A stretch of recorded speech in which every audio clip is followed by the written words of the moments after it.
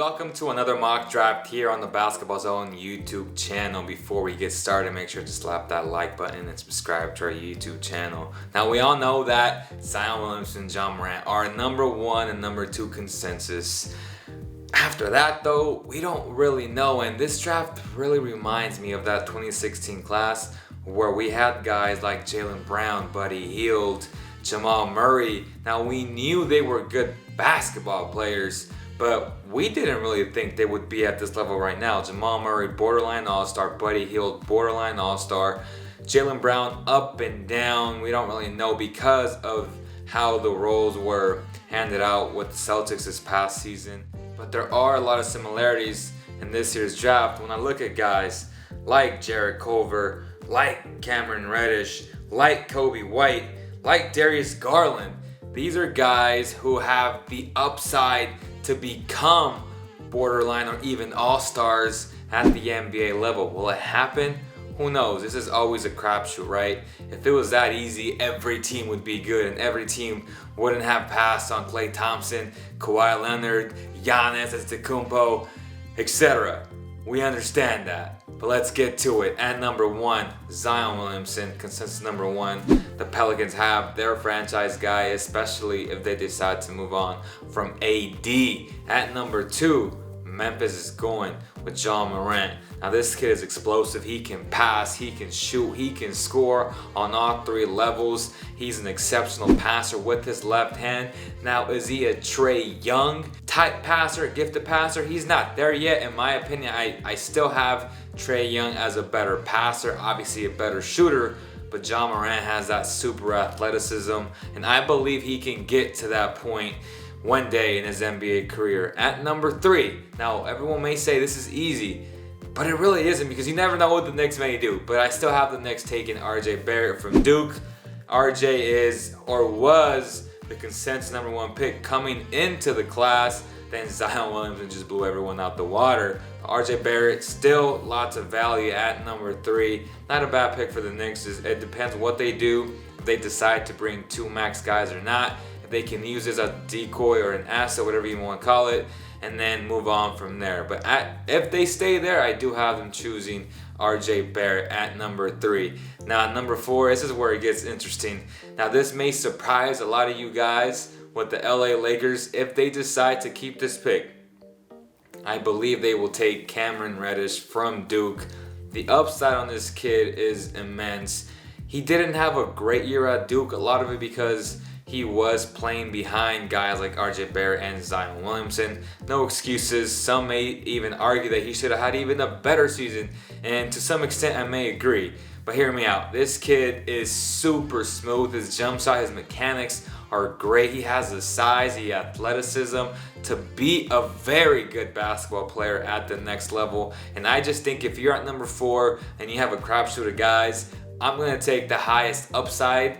And I believe Cam Reddish is that guy. So I got the Lakers taking and shocking a lot of people with Cam Reddish at number 4. At number 5, I got the Cavs taking DeAndre Hunter from Virginia. The dude is physical, he's athletic, he can do a little bit of everything on both ends. He can score in the mid, he can actually defend a guy, and that's what the Cavaliers need. Easy pick to me, DeAndre Hunter at number 5. At number 6, I got the Phoenix Suns taking Darius Garland from Vanderbilt. Such an explosive, twitchy type point guard who can do a little bit of everything. This is a guy they need and they've wanted for a long time, especially if they decide to stay at number 6. If they don't go after a veteran point guard like a Chris Paul, like a Kyle Lowry via trade, or if they go out in restricted free agency, if this is their plan to go after a guy like D'Lo from the Nets. If they stay there, I would take Garland and just go with it. Put him next to Devin Booker and just add to that young nucleus with DeAndre Ayton, former number 1 pick. Who knows if Josh Jackson may stay? I don't know. I believe they will trade him. That way the man gets a fresh start. He's been too much of a headache for that organization. So you add him to this nucleus of nice young wings with the Warrens of the world, with the Bridges and Mikal Bridges. I really like him a lot, and it'll be interesting to see if they keep Kelly Oubre, which I don't think they should, because if they overpay for him, say 18, 17 million per season, that's not worth it to me. At number 7, I got the Bulls taking Coby White from North Carolina. The dude can pretty much do it all as well. He can score, he can facilitate. They're not sold on Chris Dunn, so that's where the disconnect is with a lot of Bulls fans, right? They're like, oh, why are we taking the point guard? Chris Dunn's young still. I get it, but it's been enough time where I'm like, okay, he's not an NBA starter, and I was wrong. I was really high on Chris Dunn. I have to admit it. It happens. We can't always get everything right. Chris Dunn, I think his time is done. No pun intended right there. But the Bulls, Coby White, let me know what you guys think. At number 8, the Atlanta Hawks select Jarrett Culver.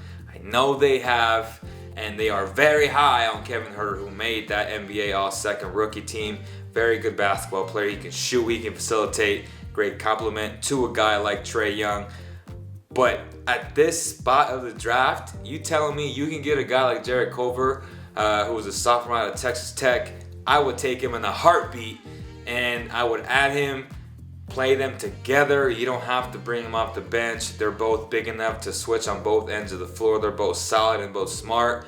And I think it'll be a great tandem, a nice nucleus of guards. It works in the Nets, and I believe it would work with the Atlanta Hawks. At number 9, the Washington Wizards select Bruno Fernando.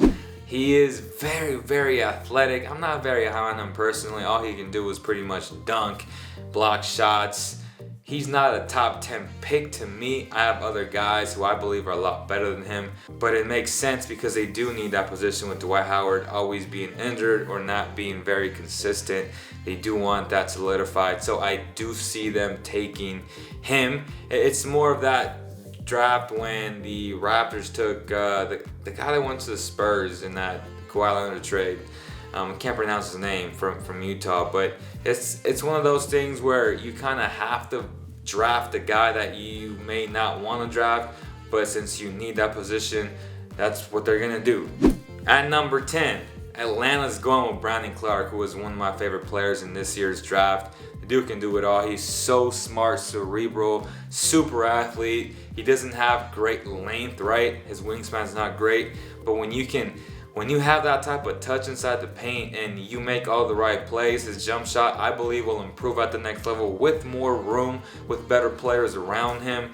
Brandon Clark is a no-brainer at number 10, gives him depth, and if they use him the right way, he will be very successful with the Atlanta Hawks. And if that does happen where they get Jarrett Culver and Brandon Clark, they are by far the winners of this year's class. I'm only doing top 10, guys. Let me know what you guys think. Who am I missing in my top 10? Again, I'm not very high on Bruno Fernando, but it was more of a position of need. We appreciate all your support, guys. Don't forget to slap that like button and subscribe to our YouTube channel.